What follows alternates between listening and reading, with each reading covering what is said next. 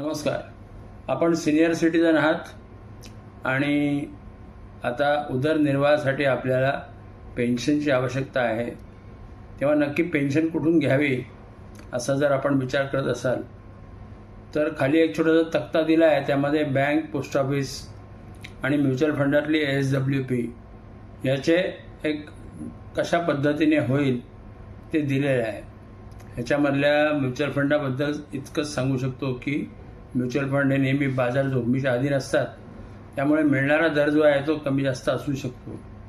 पण एक गोष्ट नक्की की म्युच्युअल फंडामध्ये तुमचा जो कॉर्पस आहे, म्हणजे जे तुम्ही गुंतवणूक केलेली रक्कम आहे, ती वाढण्याची सोबत शक्यता असते.